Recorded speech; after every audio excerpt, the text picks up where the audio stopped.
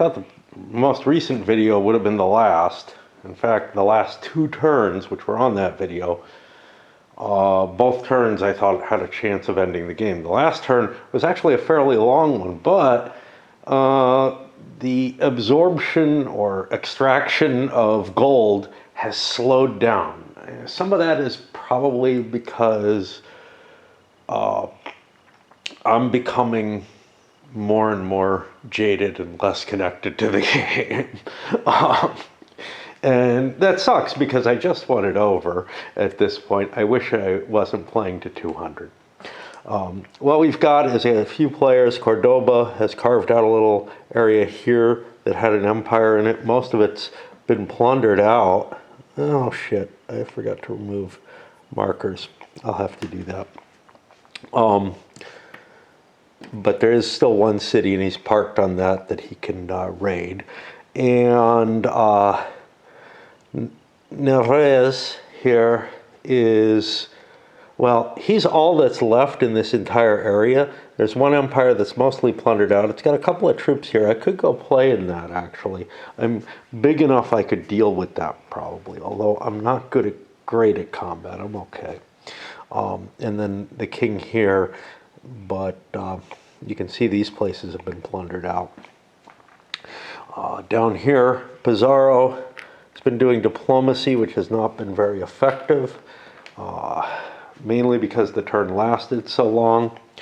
Meanwhile, some of the exploring conquistadors haven't really been doing their job and are just sort of dying on the vine. They're unlikely to produce a lot of points, but if you're at the point where you're not making much gold, it might be better to move them than anything else. One discovered a lake with some gold in it, whoop, whoop. And he didn't keep the gold. He just got some victory points for it, which I think you should get gold under that, but the rules don't allow that kind of distinguishment. I think I've got everything taken care of there. I just forgot to move these. We haven't talked. Balboa's still pillaging the empire he found very early. He lost half his money due to a bad retreat. And that's really left things so that the only person with a really solid chance of winning is Cordoba. But people are playing all their nastiness on him, and he's having trouble gaining much traction, getting much gold. He's close. He's at 119 here, has 90 here. That would put him over 200 if this were the basic game. But in the standard game, he takes at least a 20% hit on that gold. Plus, there's an additional fee, essentially, for the forces that you have available. This is what got Balboa in trouble, was that he held his gold and got screwed, and that could happen to Cordoba as well. But the idea was, well, if the turn goes just a little longer and I get a little bit more gold, maybe I have enough to make it over. Of course, Cordoba also has minus 12 victory points from the governor's index being so shot down because everybody's piling on him that he probably came out not far from even last turn. This should be the last turn. There was something I was thinking about this that I don't think I've mentioned. I've made comparisons to, Geronimo, which I feel the card play is like, to Source of the Nile, which is similarly kind of this individual person or group going out and doing stuff and things happening, to Age of Exploration. Not Age of Exploration, is it? I think it's Age of Exploration, the Tim Jim game. Sounds like a Martin Wallace title to a game, so that's what leads me to question. There may be 2 games by that name.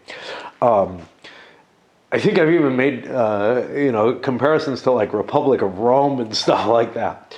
But here's one that I'm pretty sure I haven't made, which is what I consider the comfort games. And Britannia is a great example of these. And to some extent, you might, and Geronimo is too, honestly. Less so because of the card play and whatnot, but that's actually not that big a barrier compared to, say, it's no worse than like the the victory point cards in Britannia. And this is definitely not playing out to feel like a comfort game. Now, maybe with enough plays it would, and maybe if I picked it up, in 1980 or 85 and started playing it then, it would have achieved that level. But it doesn't feel like it's got that. I don't know. It's hard to tell, because that's something that could have gotten it sort of points in a different direction, but then I may just be incapable of finding, comfort in games that have mechanisms like these cards. They are a bitch, though. They are far worse than anything, any of the card play issues in Geronimo. I feel like you have to pay so little attention to the cards in Geronimo. I feel like here, the card play is so much of the game. There's, like, the rest of it doesn't feel like much at all. About most of those comfort games that I talk about is that the map provides a story of its own. Not the narrative that, Source of the Nile provided, that I kind of was looking for in this. That kind of, rich, I don't know if Source of the Nile really is, but that kind of, hey, look what happens to me kind of thing. But rather, where you can look at the map, and seeing the map helps you remember the story as it progressed, So like in Britannia, where the different, peoples have moved, in most war games, honestly, remembering, where in most tactical war games, but in where you can picture how the formations had moved over the course of the game. Just a really graphical expression in Go, where you can remember, hey, there was a fight here, but this is how it turned out, kind of thing. Well, there's nothing like that here. I mean, there is a graphical representation of where you went, very similar to Source of the Nile in that, but it doesn't trigger the imagination in the same way. And in those other games, in Geronimo, for example, where the tribes have moved to and everything, it all sort of pictures, and as the states progress westward, it creates its own different kind of narrative, a very pictorial one. This, I don't feel does. Early on, it sort of felt like it, but then once things tie down to the I'm pillaging an empire, and just sucking down resources and making this race, it really stops showing any of that. Anyway, I guess it's time to start the turn. And oh boy, I forgot. I got to deal with all these damn cards. A painful task, and I think it's only really this painful in solo play, of establishing the hands each turn. I notice how sloppy I'm being. People have cards in their hand they definitely should have played last turn, that they want to hold on to. They're too good not to play, but you want to play them every time. So one was like the hostile, turn an allied city into a neutral city, which, yeah, I just want to do that, get rid of the card. But it's actually one of the better cards. Almagro had it.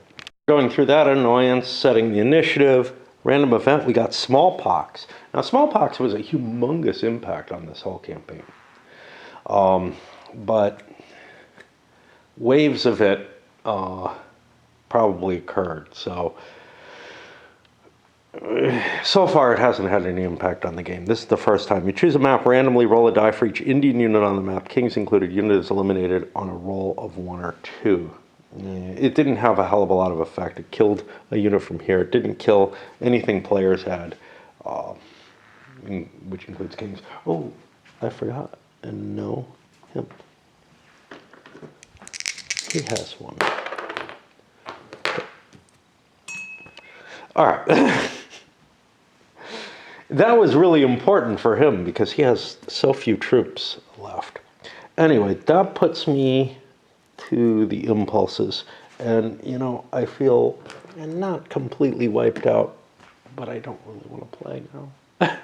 I've been up here. And this is why it's taking me weeks to get through, what is not a heavy game. This kind of game used to take me about a week to play, but I'm just growing so unwilling to play anything. To force myself in a little bit more.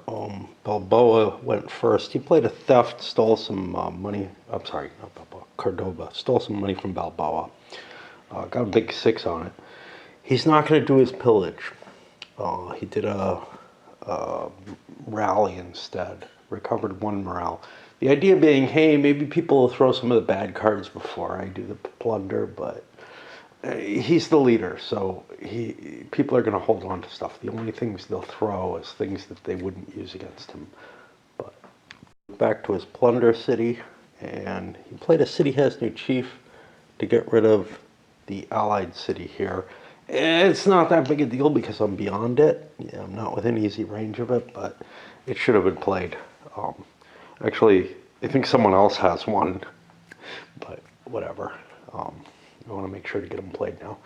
And then Almagro runs out of the rainforest, and well, he's going to have to do some recovery, not a lot, but he's got to get food and stuff like that probably, and then dip into something else, maybe go for the Fountain of Youth or whatever, assuming Sandoval's not going to go for it.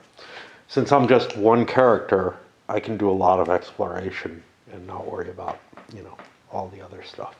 Is this Narve, who was able to find some food off of Comida, played the arrest warrant against Balboa since Cordoba's as far as he can be.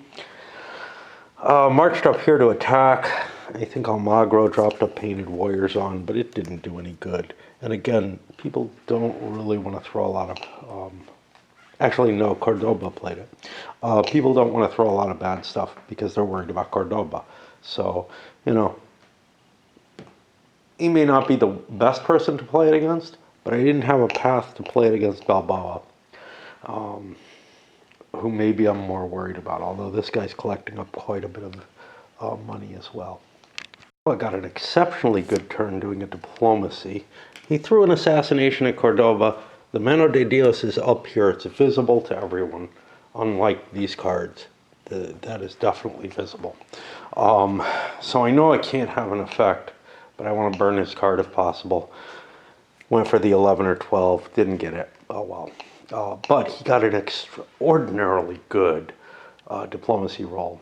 And, well, the diplomacy was good. Turned it to an allied city. That's great. Okay, fine. Got some food. But he took a gold roll, and I need a roll marker for that. Not that I'm likely to do that again, but pulled 15 gold, which is the maximum you can get off that. And now I'm off to, do some raiding. In addition to the gold, though, even more important, the allied city means I got a pile of native troops to aid me. And that'll push me to the end of that impulse. Kind of stealing time from my game, like I was running the game up here at one point for my wife's account. Well, whatever, the account in her name. I'm playing it downstairs, but I've got very long dungeons that I'm doing that I figure I can get an impulse in or whatever. I probably could get like a couple of battles in there during the course of an impulse, and I'm finding that, but I may be up and down more. Expensive events on my game are kind of cool because they do give me a reason to come up here. I can do other things with autoplay, but okay, so this is kind of starting out exciting. Cordoba plundered there, got not a lot of money. Thought about playing the Mano de Dios to modify that, but I'm like, not for that. I'm in the lead very clearly. I just don't want to be wiped out. So that's what I'm holding. I think I have another one in my hand. But then Pizarro, who I think accidentally, honestly, but I did this on purpose last turn, played an uprising. And after the plunders there, generates an extra unit. And they're big units in there. It's a huge force. So Cordoba's going to have issues dealing with it. Plus, somebody could take it and just attack him, which doesn't really give an advantage, but it means that Cordoba can't just say, screw it, man. I don't need a full plunder. I can get away. I have 137 plus this, I'm probably pretty close. Pizarro also got a huge run. I think, I don't remember how much. I think 35, which, he's now not bad at 192. But the thing is, he's still got debt and no victory points on the board. So, yeah, that long walk didn't do him any good. But we're beginning to see sort of some serious interactions at the end here. Efforts to run up and down and do whatever. I missed something important with Almagro, so I undid his previous turn, did a rally action instead, because this turn he's got the Legend of El Dorado, which he's going to play and put right under his butt and do a check. I think I have a Mano de Dios into there as well. I do not get a very good roll. I get a 5, which is 0 victory points. It's a serious accident. I'm only allowed to do it once on any given die roll. Oh, I should have played it as a +2, damn it. That would improve my odds. Fuck. I should have last time too. I'm just not thinking very well. When shit is spread out on cards, it's much harder for me to concentrate. And of course, all the up and down. But this time I get an 8, which is a no effect. The marker is removed from play, and it can show up again if the card comes out, or if it shows up due to a random event. And in fact, if a random event comes up, it's automatically the one that shows up. But yeah, neither of those die rolls would have gotten me anything good. The best I would have gotten is the H I had before. But if I had played last time on Prester John, I got a 10. That would have put me in the 11 to 12, which would be the K realm. And I would get a big victory point reward for that. Enough that it puts me in the, not really. It puts me over 100, but I need 200. One thing that I played a whole bunch of cards with him. I played Voyagers of Fortune, got me some extra troops, Suspicion of Treason, and a Disgruntled Soldier. Disgruntled Soldier against him didn't do anything.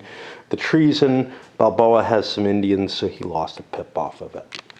Now, on Balboa's turn, he also, not Balboa, no, on Navarra's turn, look the same color. He played a doctor, got rid of his problem, plundered, got some cash, and I don't know, maybe, and then we're on Balboa's turn. Balboa decided instead of his turn, he would launch that attack on Cordoba. He's so screwed that he really has no chance of catching Cordoba, probably not of catching whoever's going to win. Pizarro's in pretty good shape. Navarre might be in good shape there with 175, but nothing on the board. Same as he's got here. He's got 192 with negative on the board. Actually, they both have negative on the board. But those people think maybe we can catch Cordoba. I know I can't, but I may get another turn out of things if I wipe Cordoba out. These guys may take longer because of, the king's share and whatnot. So this was launched. Somebody, I think I threw, Balboa threw a tactical advantage, and this is where a problem comes up. So this says, in the first round of combat, may roll first and apply results before the other side gets to roll. However, we got the horsies, which there's nothing special about this card listed there. And that normally, the horses get first strike. I don't know how to play this. I think this will trump the horses. And essentially, he will get one attack without the horses. Normally, though, the way I've been playing it, and again, it's not absolutely clear this is what's meant. Maybe there's an example, but I don't think so. Is that the horses attack first, then everything attacks simultaneous with the other force, which is good for the Spaniards. But I think I'm going to do this as just knocking the horses out completely. Although it doesn't say that. it also says these go first, and there's no second round by these. Maybe a fairer way to do it, given what I'm doing, is do a round with this, then the horses get to attack, then everything gets to attack. So well for Cordoba. He's lost 2 horses in the first 2 rounds of combat. Has done a little bit of damage to the Indians. I don't think I can win, but I got all this gold.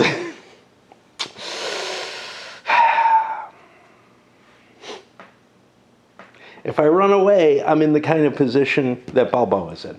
I've got half my gold. I've got, 137 there. It would set me back a long way. On the other hand, if I don't run, this is a big force. It's nasty. I'm weak. I think I have to go. I hate this because it may mean that this turn doesn't generate a victory either. Because I have some Mano de Dios cards, but I haven't been using them even though I've gotten shitty combat rolls for the last 2 rounds. You know what? I'm going to expend cards, and because I'm going to fight for that gold. Played 2 of them. One to get a reroll, which got me a hit. Great. Then the next one on the next combat to give me a +2. That was my asset. And now I'm really depleted in terms of reserve stuff, but I got rid of everything. I'm also depleted in terms of troops, but this is the only turn I have to make it through. And I'm hoping that people played out their cards that they needed to in order to create this problem for me. I've got my gold. It's probably still not quite enough. I'll do the calculation at some point. But yeah, that was pretty intense, actually. I got kind of lucky and made it out. I didn't get killed. So there's a pretty good chance the game's going to end this turn. And probably Cordoba has the victory, but that's cool because I'm tired. And now that we're up to the where you have to check for turn ends, at the end of my round, the next round that I take, and Cordoba's the first player, he's got to cash in. He can't take another chance, I think. Okay, we may be there. Cordoba taking his turn. First of all, he dropped an assassination and killed Pizarro's king. This is the first time I've taken aim at a king. The reason is, earlier on, it seemed more important to weaken the Conquistadors. But now, as people are really hauling in gold, and maybe actually in competition for the victory at this point, the higher chance of the king is worth something, as well as, hey, that's what actually is bringing the gold in. Now, there are cards that can resurrect them, but given how few shots at the kings I've taken, it's pretty unlikely that people have been holding them. Although, maybe late in the game they have. I don't think so. Tonight's dancing night, so time is just zipping by in this weird sort of way. I'm just in a blur all the time because of my addiction. Okay. Cordoba did his plunder check. Got 25, which is quite good, in 2 days. Okay. And I think this is going to be enough, since I've never fully calculated what this is going to work out as. It's going to be problematic otherwise, but this is the last turn that I have before. This is the last turn, and that there's been no chance that I am guaranteed to get a turn. And next turn I would have to move or roll at a significant difficulty. So we calculate out to see what we would get. 150, 160. Yeah, I hate doing this. So 20% of that would be 32. So that means 128 additional. 125. 124, 123. So if I turn in, I would get 123 victory points, which I think is enough. So I'm going to do that. Well, it's hard to tell. 123. I've already flipped all my things. 123.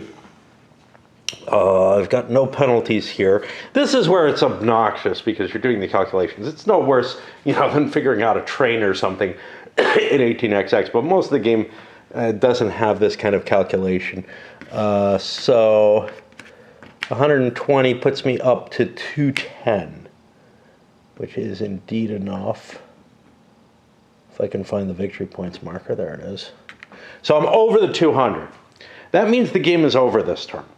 I mean, even if Cordoba and his whole expedition are wiped out, I have put 200 victory points in the way. The question is, can anybody exceed that? And the answer is almost certainly no. Since I'm already at the bottom of this, oh shit. So this is minus 12, so that's 10 and 2. I would be down to 205. But I have the addition of whatever city I'm squatting on, and I could actually split my force up and squat on multiple cities to get additional points if somebody looks like they're getting close.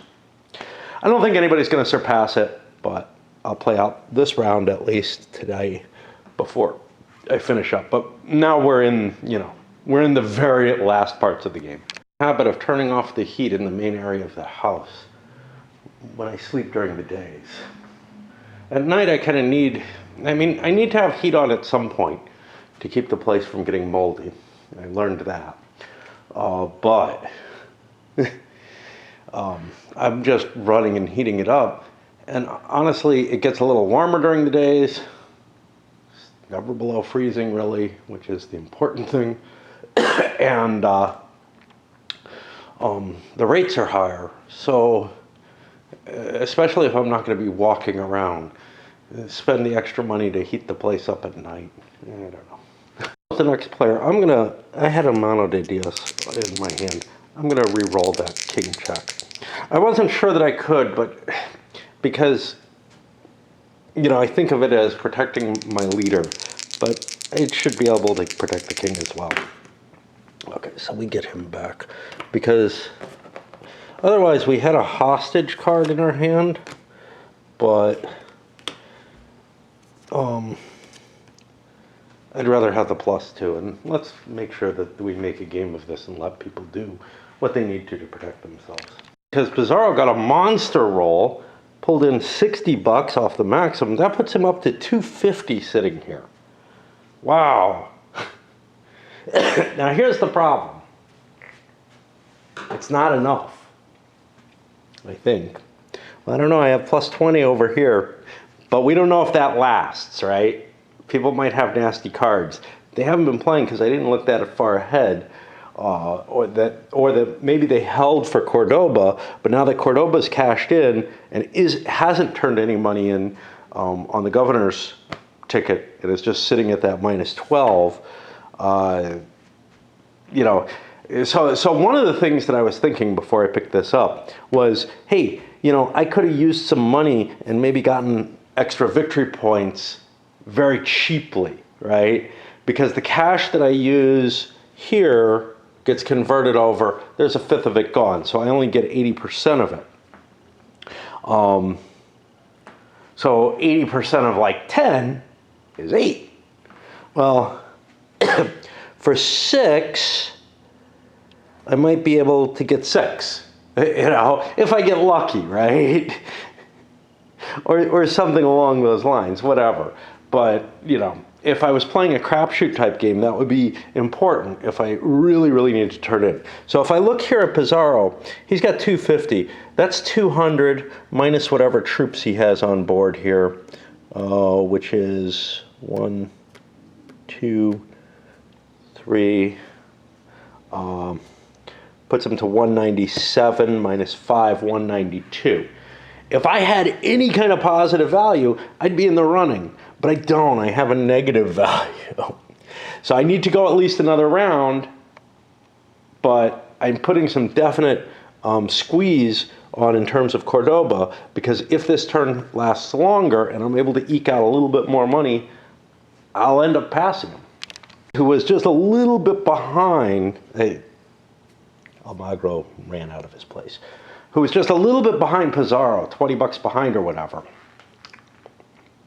He only pulls in like 15. This is where the luck comes in, right? I mean, it's there all along, but now we're in a position where, wow, we're right at the end, and somebody could get very, very lucky like Pizarro did, or very fairly unlucky like Narvaez did, and, you know, just that could be the differentiation.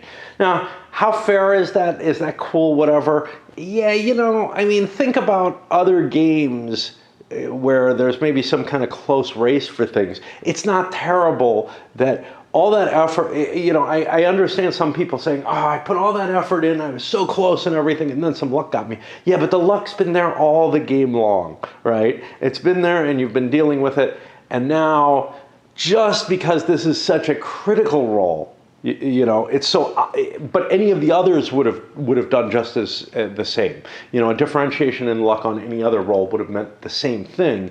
It's just that your sense of the importance of this role is heightened because of the time. Well, because moving would take him a couple turns to get to a location where he could do plunder, and he's so far behind with that hit. He's deciding to attack the city he's at. That essentially, I mean, this roll is still here, but, oh no, that's an allied city. God, do I want to do that? That's nasty. It's not an imperial city. Fuck. It's so hard to differentiate what you've got here. And this is an imperial capital. Yeah, screw that now. I walked into here. Okay. But let's see what kind of troops there are there then. Because I don't think they're too impressive. Yeah, they're only 23. You know, Pizarro was going to play these to be a dick, but that's because there was a fair-sized force possible there, or I had already revealed it, which goes against how I read it. So yeah. The thing is, Balboa has such a pile of Indians and whatnot that he's got a pretty good role. So I don't think anybody's going to try to defend these guys. The most important role, and one no one can influence, the impulse end does not hit. Now, that's fine. It's a 2 to 3. Nobody was really counting on it.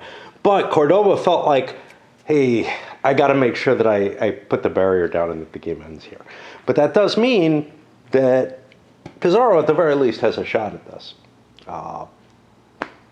He's, like I said, he's got 200 in the bank here, a good roll next time. He's 10 off. Blue is at 219. So that's going to be hard to beat. And mainly because the plunder attempt's going down. Yes, I can go somewhere else and fight something else, but again, that takes extra actions to do. So there's only so many actions I have, so it's really kind of tense as to how many things I get to do before the turn ends and what my luck is with it. If I get very lucky, I might well have that 219 beat right off the bat, even with, so I have nothing on the board and I have 10 debt. So the 200 or so that I'd be putting away, a little less than that, clearly isn't enough. A good roll would put me over. All right, breaking for a bit now. I was kind of hoping it would end just so I could end the game, because, again, it's dancing night, I'm up, it's the afternoon already, Cordoba, the chance of putting anything away that's of value seems very, very low. So I just did a rally action. It's not my way of improving my victory the best. Actually, my best way would be to move Candia. Fucking hell. Why didn't I do that? Let's do that instead. I never remember that these guys are there. You know what? I'll take the rally action on... Yeah, he's got 2 morale hits. That's stupid. Okay. So that gives me a morale check instead. I'm in a rainforest. But this is not a starvation roll, so I don't suffer the -1. It's not a malaria roll. I don't suffer the -1 for that. This is just a standard morale check for ending the turn there. but that does give me a third. I'm probably going to lose some units on this. It doesn't matter, though. This is the best way he has of generating victory points, and I just keep forgetting about those poor suckers. Now, for Pizarro, I already took his turn part way. He did his gold roll, and even though there was a priest-hide treasure by Cordoba, which I didn't want to play before this because I didn't know who the competition would be, right? Let's say I played it against Pizarro and Navarez, who was a little behind, ended up getting a big bonus roll the way Pizarro did. That might have put him in the contention more than Pizarro. So holding it wasn't terrible. Definitely wanted to play it now, though. Big roll happened, was 30 bucks.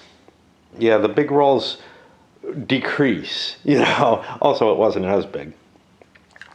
But as the plunder happens, that gets me to 280. 280, I think, is 56 off to begin with. Let's call it 60, just because there's these. So it's actually, yeah, 56 off, 59, 60, 61, 62, 63 off. So I'm actually like a buck short of this. So I'm at 119. 119 put away would put me, no, 219, sorry. 219 put away would put me exactly tied with Cordoba. Great, except I have 10 bucks in debt. So I got to go another turn. Although it's a pain in the ass to play and make all these number checks at this point, there is a certain level of excitement about it, and it's only really at the very end, so it's not like there's going to be this long-term fatigue of making all these checks. It kind of reminds me of things like the Rover play in Rail Baron or something, which is kind of an exciting little aspect to the game. In Rail Baron, it seldom happens. Here, I would suspect that there's often a situation where people where somebody breaks the boundary, cashes in their points, and other people are chasing them. In that sense, you know, I've compared it to a lot of games, but Blackbeard, I think, was one that I had mentioned a little bit of at one point or another. Blackbeard has something similar, where as a pirate, you have lots of money on your ship, like you have money here, and you have to squirrel it away and retire with it, right? If you don't retire with that money, it doesn't count towards your victory. Well, it's harder to retire in Blackbeard than to put money away here, but it has that same kind of situation, but it's one that sort of persists throughout the game. Somebody retires, they're gone from the game, they've put their money aside, and now every other pirate who wants to win has to target to be higher than that total. Here, there is some possibility. Cordoba can still gain points, and especially Candia can. It's not like I'm frozen and locked in, although it feels damn close to that in terms of the actual cash. Cordoba is going to have one hell of a time putting extra cash away, which is why I just did a rally check there, because I forgot about poor Candia. This is his turn, and yeah, I'm going into a lot of detail right now. I'm not playing it out in front of you, but his plunder got him like 12 bucks.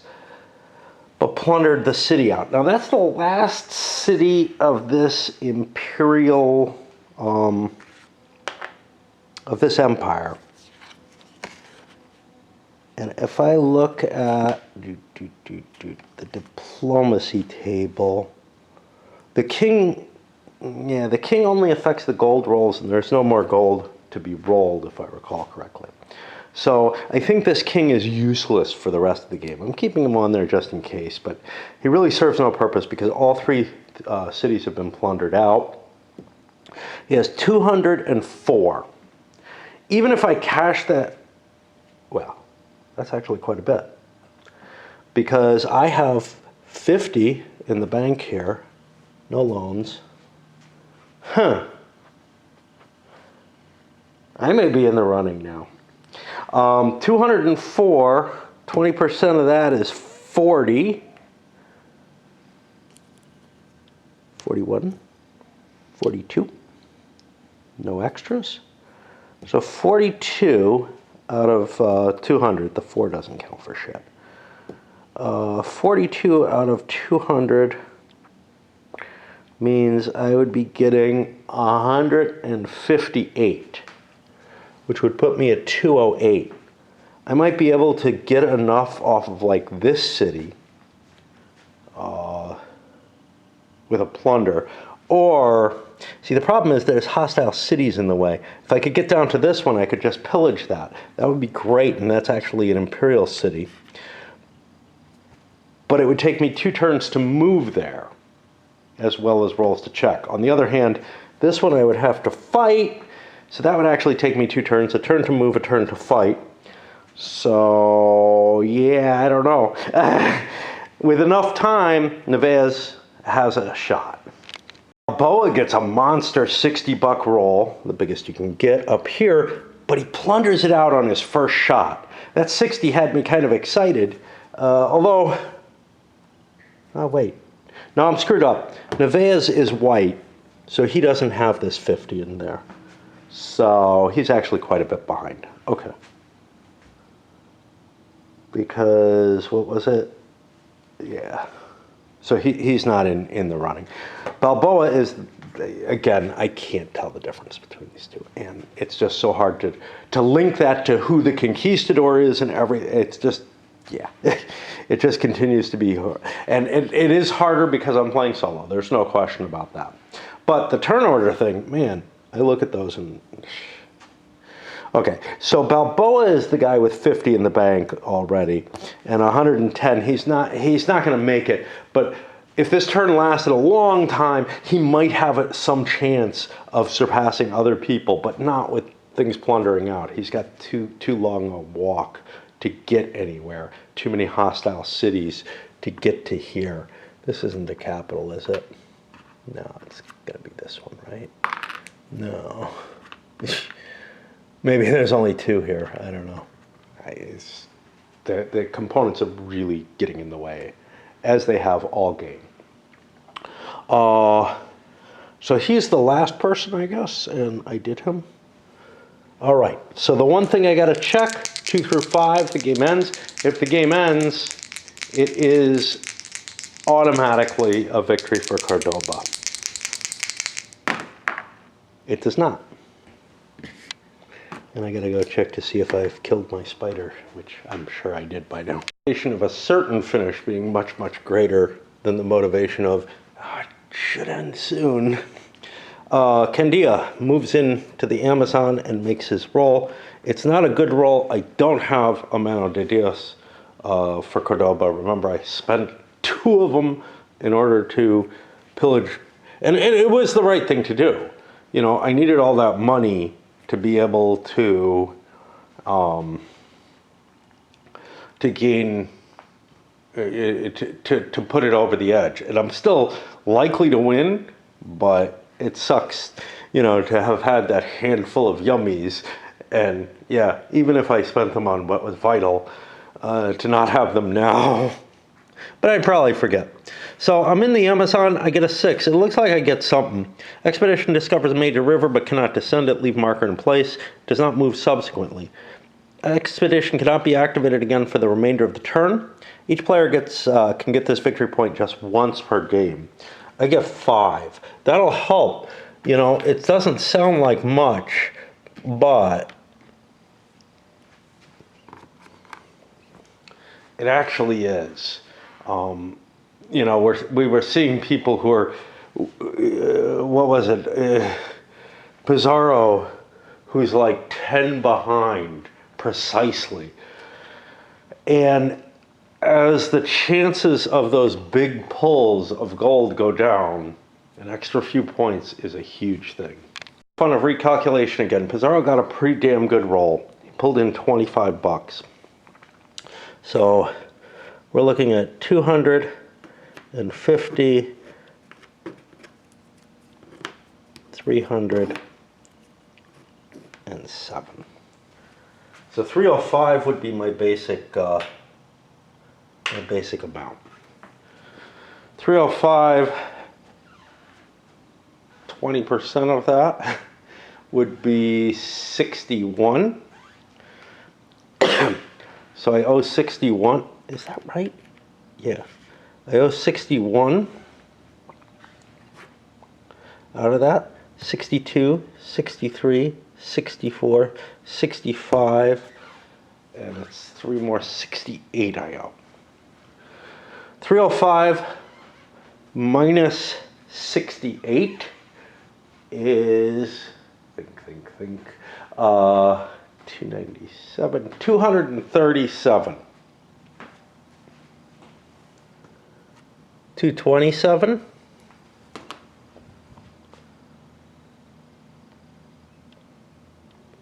That does it. We'll turn in. Barely.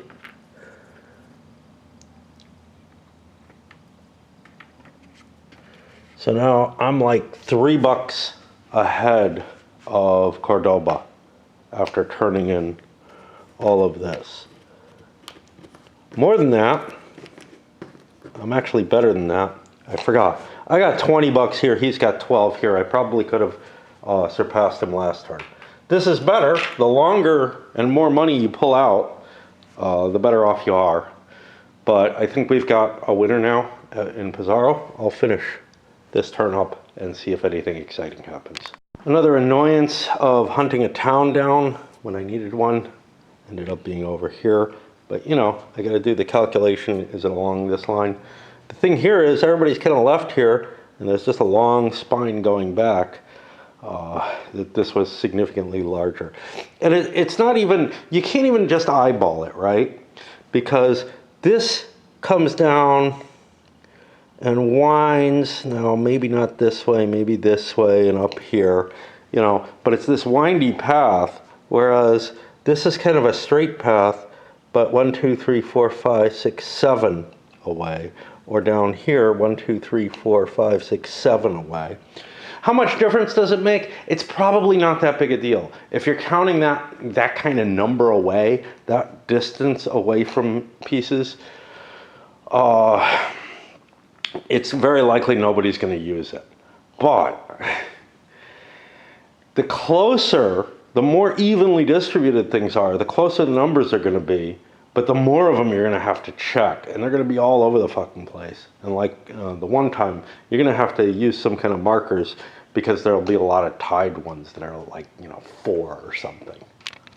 Nevaez moves into here and attacks this city. He's really got no chance at all. Beat up these units. Took a hit on the governor index as he lost one of his decent units. But now I'm able to plunder a new city. Yeah, it's only a regular city. My king won't count. I have a decent amount of cash though. So, I don't know. You know, I mean, if the turn goes very long, it might work because the 2 other players have already cashed in and are kind of in the and plundered out. Well, Cordoba could still take a shot here, and he's got a lot of, both of them have stuff near them that they could attack. But the overall, get these better positioned. The overall is that they're not going to be able to turn in as much money just because of the overhead of the unit cost, not the 20%. The 20% that the king takes, that comes off everyone and really kind of doesn't matter. It just lengthens the game, just like moving the victory point marker up does. Except that what it does is it makes gold less important than discoveries. That leaves me on Balboa, and looks like he's going to start pillaging something too. He ran his way across up to, he got like decent amount, $20 or something, pretty good for a normal city. That got him up to 135 though, which with his 50 simply isn't enough. 185 clearly. And we check to see if the game ends. 2 through 7. Better than 50-50. Yay, it does. All right. So we've got our victor, and really by a fucking hair when it comes down to it, right? 1, 2, 3 points, but we're not sure about that. I'm not gonna. Are there important checks that need to be made? There's food here. There's food here. So amongst the victors, there's basically no chance of anything that's going to influence their governor index. So I'm just going to compare those two values. I'm not going to worry too much about anyone else because, their state is kind of weird, right? If you go and look at Balboa, he's sitting here on, a whole bunch of gold, but only has 50 victory points. Same thing with Narvaez. He's sitting here with 200 gold, but it's not scored. So his score is going to be ridiculously low, but it doesn't really show his positioning. And I don't want to do the calculations of dropping things in for placement. When placement comes down to it, it's pretty damn clear who's going to win, who's going to come in second, right? Well, I guess we can look, because green and yellow, for the third place finish, green and yellow both have 50 in here. Neither one has any debt. The pesos don't count. And so green is at 7, yellow is at 2. And there's a 3-point difference here. So green, although they drop down to 4 versus 2 in terms of the differential, green actually wins. Almagro comes in third, as it were. Okay. What about the red versus blue? Well, there's a 32-point swing here on the governor's index. So even if Cordoba was on a better city, and I think he's just on an imperial city, whereas Pizarro is on an imperial capital, if anything, the imperial capital is worth more. Neither one has any allied forces. Does anybody have anything else on the board? Sandoval is sitting in a mosquito swamp. That's not worth anything. And Candia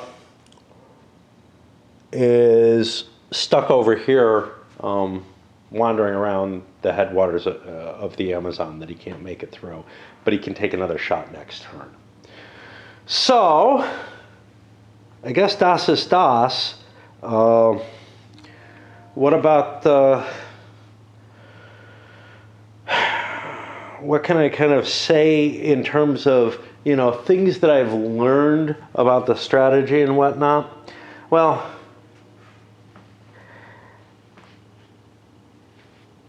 it's kind of tough. There's not a lot of player interaction the way I played. There was a little bit that kind of came in here where there was a possibility of an arrest warrant or whatever. It doesn't really generate the kind of flow that you expect. First of all, there's too many conquistadors on the map for sort of the historical situation. You're kind of condensing time in this game because, what Cortez did is what caused Pizarro to go do what he did. So, in a sense, there's sort of an unreality about what's happening. Most of the people were not operating at the same time in the same fashion.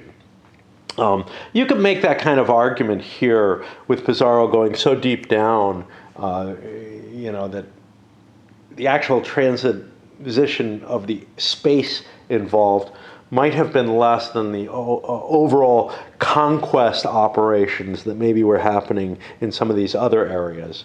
And you could kind of, make an argument that this is actually, that the two operations here were actually sort of one operation, whatever, I don't know, run by different competing conquistadors operating against the same empire.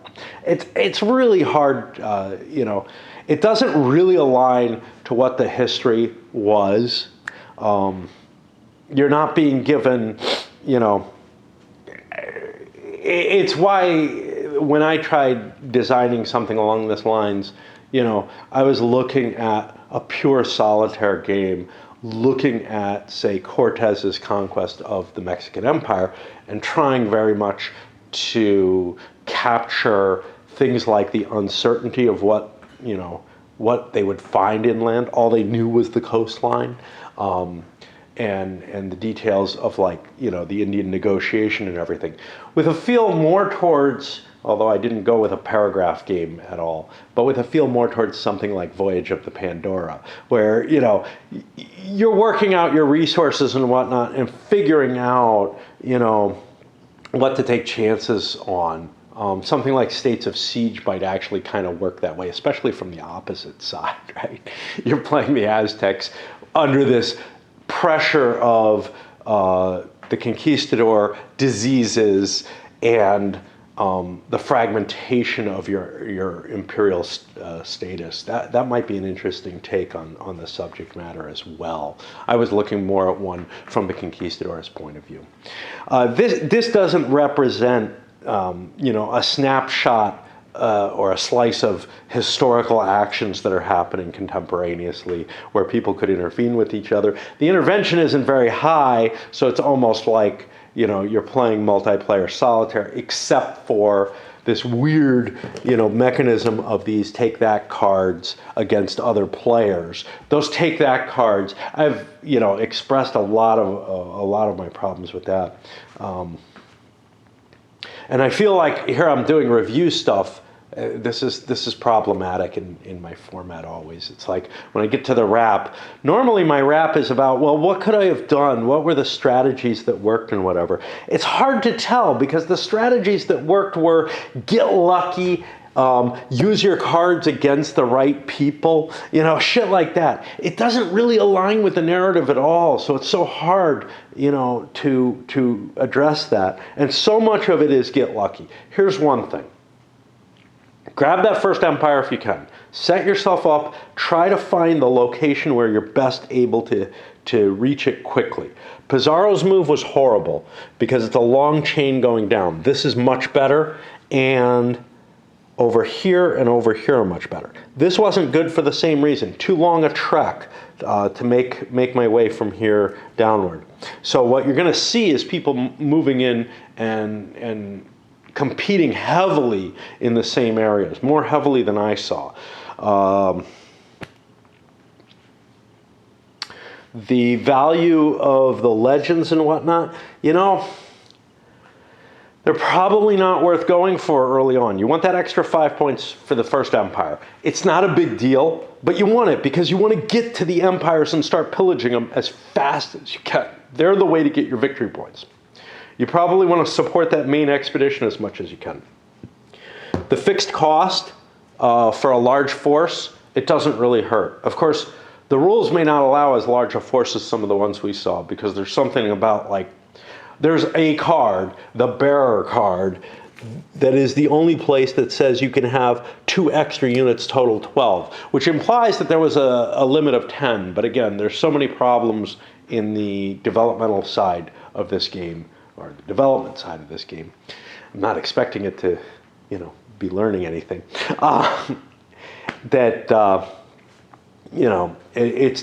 It's not quite a finished product in terms of the rules and all the pieces being, and that's a hard thing, right? Because cards are inherently make a game harder to develop. You're not looking at the rules in one place. You're looking at them spread all over hell and creation of the game, But yeah, I mean, the biggest thing I can say is get lucky. Get lucky on your initial roll for how big your force is. How big a deal is that? Well, the take that functionality allows early luck to be canceled out because people will look at the leader and smack them around. That may not stop things. Cordoba was Cortez originally, and he got very, very lucky. He's a good leader, etc. People picked on him. He got killed, but Cordoba ended up getting a nice run of cash here that put him in the lead. But I would never have suspected that Pizarro would win the game, given what I saw in the mid-game area where he was just coming down here and failing. And that's one thing. Too much chance for failure on this long route down here. But he won anyway. Because why? Well, some of the nature of that take that type of aspect of the game means that a person who doesn't look like they're doing well doesn't attract a lot of ire, doesn't attract a lot of those nasty cards, and may be able to actually collect up and get a nice set of assets on their way down. Because they're having some bad luck on the way down, they might not get hit as hard as they did. People are still trying to kill Pizarro because he's so fucking good. Cortez is even better, which is why he's dead. Anyway, I think that's about, all the babbling that this rap can take. Too much of it is ventured into the review side of things. A lot of us here, right? It's funny because it's almost like the reason that it happens isn't that I'm trying to think of words or anything like that. It's been said that filler words of that nature are used because in sort of a stuttering type of way, in the same way some people would use pauses. There we go again. There it was right. There it was being used for this. It's being used to try and think of the next thing, just to give yourself a little bit more time. And maybe that makes sense, because the way I see myself doing it is when I speed up my speaking, when I run through it, trying to get the most, word, and is another one that I do, most words into a little section of there I knew what I was going to say. It still came out. A little section of video, essentially, trying to pack as much as I can. But when I'm looking at it, when I'm standing back from it and observing what I'm doing, it doesn't really feel like I'm grasping for that next thought and just trying to fill some space with that noise. I'm not sure what it really, it's just, there we go. It's just a sort of, maybe what it is that I'm afraid I'm running ahead of myself and giving myself a little bit more time for the future, not the next couple words, but the words that are going to come out in 2 seconds or so, as opposed to really needing that moment to come up with the next word. Because it's not that. I can hear the words coming before I speak them, before I say the It's just like I'm speaking too fast. My brain knows that the stack of information that I'm creating for it isn't quite long enough, even though I'm not searching for that immediate word. Again, I don't know if that works that way for everyone. I do see where it's trying to gain where it's my brain trying to gain just a little bit more time. And honestly, for everyone, it's better if a person speaks slower and doesn't put filler words in, which is what I'm trying very, very desperately to do right now. It's really a practiced art. People who do public speaking and whatnot practice this, because the filler words sound stupid and they end up making you sound less thoughtful, more like you're just running at the mouth. And it's kind of true, but the point is you're running at the mouth, but those filler words are giving you a little bit extra time to think out deeper and further into what the conversation is going to be in a way that's more natural. Now, here's the problem. One of the other things that's important in presenting, especially presenting something, enjoyable, is that there's this excitement factor. And excitement for me means speed in the wording. All right, so that was an interesting tangent. Let me change batteries and see there, I think I was looking for the word. After I change batteries, I'll load this up. The review will come up sometime probably this weekend. I do not have time to clean this up and whatnot before dancing. I have a bunch of raid to play.